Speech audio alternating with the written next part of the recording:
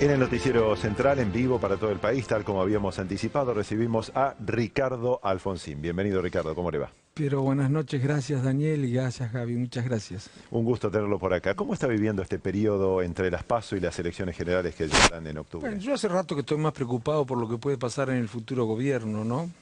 Porque yo creo que es absolutamente necesario terminar con la grieta. Yo le pido a la sociedad, no creo que tenga mucho éxito, pero le pido que le reclame diálogo a la política, a todas las fuerzas políticas.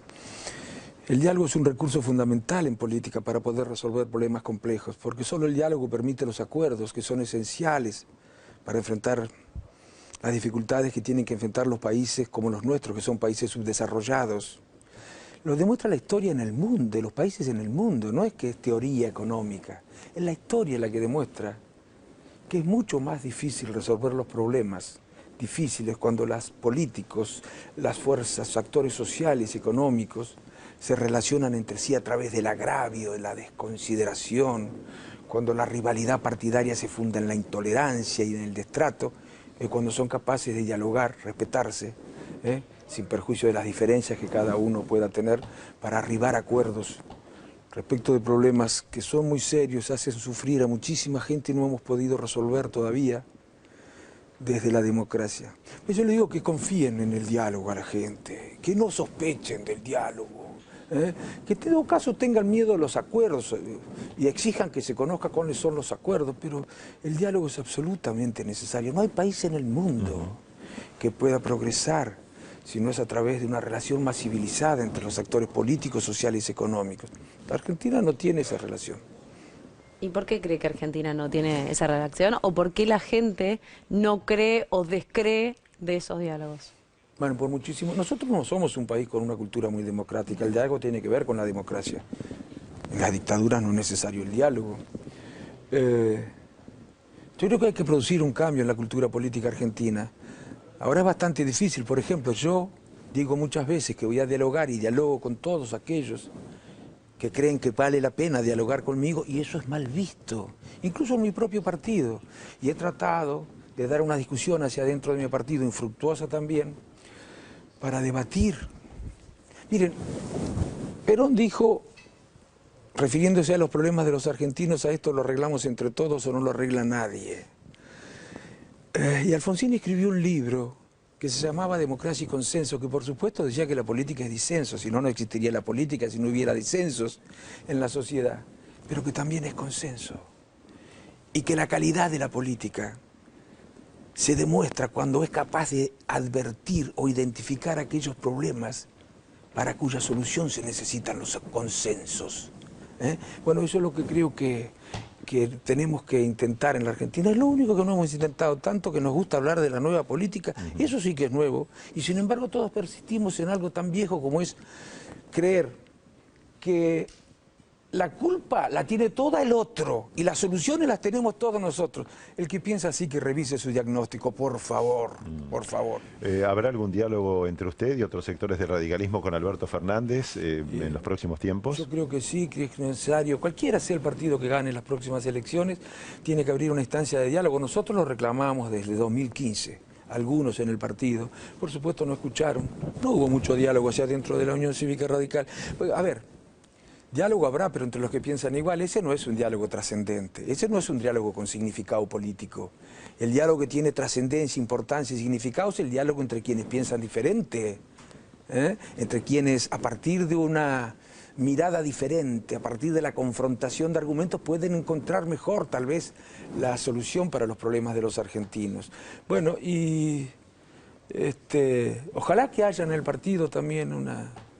Nosotros somos un partido de diálogo. No sé por qué en estos últimos años hemos desdeñado. La grieta ha sido muy dañina para el país. Siempre existió. Mire, Alfonsín no hablaba de grieta, pero hablaba de antagonismos irreductibles entre los argentinos, y él decía que esos antagonismos irreductibles, esa incapacidad para hallar acuerdos esenciales, eran en gran medida responsables de muchos de los problemas que teníamos los argentinos. Bueno, creo que todavía no hemos Ha aprendido la lección, lamentablemente. Espero que empiecen a cambiar las cosas. Si tuviese que hacer un análisis de estos 4 años de gobierno de Mauricio Sí. Macri, ¿cuál sería? Bueno, muchísimos podría hacernos, pero déjenme referirme a mi partido, porque, en fin, yo creo que el PRO hizo lo que creía que había que hacer. Yo no coincido con lo que el PRO creía que había que hacer. No, yo no estoy diciendo, no, el partido no coincide. Lo dijo cuando conformó el acuerdo. Pero creyó que la mejor manera de contribuir con el gobierno era silenciar las discrepancias, silenciar las diferencias. Hubo quienes desde el principio dijimos que eso no era la mejor manera de ayudar, ni a un amigo, ni a un hijo. Cuando nos consulta si estamos haciendo bien o mal las cosas, decirle que sí, aunque creamos que no está bien la cosa, no es la mejor manera de ayudar. Y nos decían en el partido que si no actuaban de esa manera, seguramente le estarían allanando el regreso a la fuerza política que había gobernado hasta el 2015. Nosotros le contestábamos que la mejor manera de asegurar el regreso de la fuerza que había gobernado hasta el 2015 era equivocarse, y que no hacer nada para evitar errores era allanarle el camino. Bueno, la realidad lo ha demostrado. La realidad lo ha demostrado. Bueno, ojalá hubiéramos acertado con las decisiones, evidentemente no ha sido así. Los indicadores económicos y sociales, esos que le hicieron perder la elección al Frente para la Victoria, los que permitían hablar de una pesada herencia, no han mejorado. Es que eran inmejorables, era como una enfermedad incurable, no podían sino empeorar, o hubo un error en las políticas aplicadas.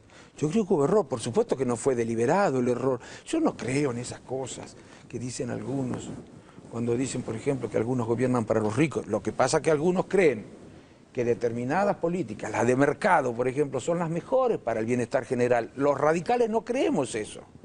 Entonces, ¿por qué vamos a tener que callar nuestras diferencias cuando un aliado nuestro nos dice que lo mejor que pueden hacer los gobiernos para resolver los problemas económicos y generar bienestar es meterse lo menos posible con la economía? Eso está demostrado en la historia que no ha sido así. Yo no creo ni el Estado solo ni el mercado solo, creo en una combinación virtuosa de ambos. Eso es lo que hizo progresar a Europa después de la guerra, destruida. ¿Y cómo creen que avanzó? ¿Con mercado solo? ¿Con Estado solo? No, una combinación virtuosa de ambos. A propósito de Europa, Ricardo, vamos a compartir un segundo tramo de lo que decía hoy Alberto Fernández en una conferencia en el Congreso de los Diputados y después reflexionamos juntos sobre por qué habla del progresismo en América Latina. Bien, Daniel, Veamos. bárbaro.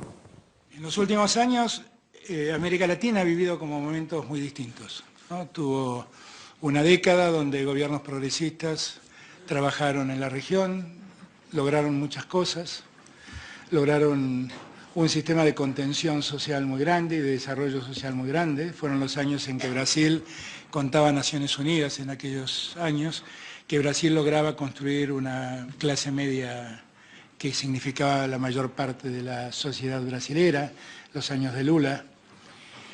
Fueron los años Lula libre. Fueron años de mucho desarrollo para la región, de mucho desarrollo social y de mucho crecimiento. Y en determinado momento empezó el repliegue de las fuerzas progresistas y el avance de fuerzas más conservadoras o fuerzas de derecha, llámenlo como ustedes prefieran. Creo que hay las dos cosas, hay conservadores y hay de derecha en la región. Y me parece que en el caso argentino, la llegada de un gobierno como el que hoy tenemos significa un enorme retroceso para el país, un enorme deterioro, no solamente económico, sino un enorme deterioro también social y un enorme deterioro también cultural y un enorme deterioro en cuestiones que hacen a la calidad de una sociedad y que se fueron perdiendo.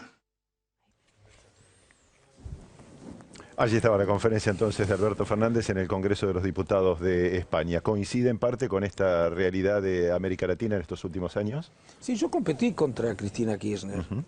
Saqué casi 3 millones de votos en un momento en el que le iba muy bien, de manera que tengo mis diferencias. Ahora sí coincido con él en cuanto a que... A ver, habría que definir qué es progresismo, qué es centroizquierda, qué es centroderecha. Cada vez se hace más complejo esa definición. Pero yo diría que la diferencia fundamental tiene que ver con lo que acabo de decir. Los sectores más liberales, que se llaman así desde la época de la Revolución Francesa, de derecha, creen que lo mejor que pueden hacer los gobiernos por la economía es no meterse con ella, garantizar el equilibrio fiscal, garantizar la estabilidad monetaria, y lo demás lo debe hacer el mercado. Los sectores más progresistas o socialdemócratas creemos que no es así, que de la economía depende muchísimo las condiciones de vida de la gente y que no podemos dejarla librado solo al mercado, que tiene que haber una combinación virtuosa entre Estado, planificación, intervención del Estado, pero claro, con un Estado inteligente, con un Estado íntegro, con un Estado con idoneidad, con un Estado que trabaje en nombre del interés general, que sepa cuándo, cómo y dónde hay que intervenir, y sin llevarse por delante al mercado. Bueno, esas son las diferencias. Yo creo que sí, que hoy existen algunos gobiernos que no existían antes, hasta algunos años en América Latina, que son más liberales. Bueno, pero también es posible que la sociedad, porque son tan democráticos como los otros, ¿no? Decida otra cosa en un tiempo.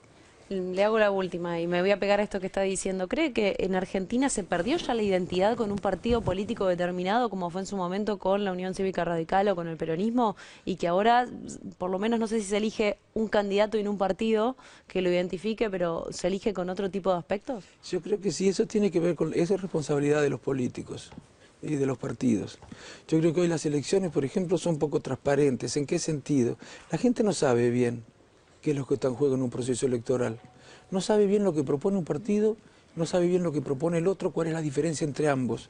Me parece que tenemos que ser un poco más atrevidos y más honestos intelectualmente con la sociedad y decirle qué es lo que queremos y cómo queremos llegar a eso que queremos. Porque las diferencias no se van a dar en el qué, sino en el cómo. Y lo que suelen ocultar los políticos es el cómo. Y la sociedad tiene que reclamarle a los políticos, diga, ¿cómo quiere hacer eso usted? Por ejemplo, ¿cómo quiere lograr el equilibrio fiscal? ¿Haciendo el esfuerzo ustedes dos o yo?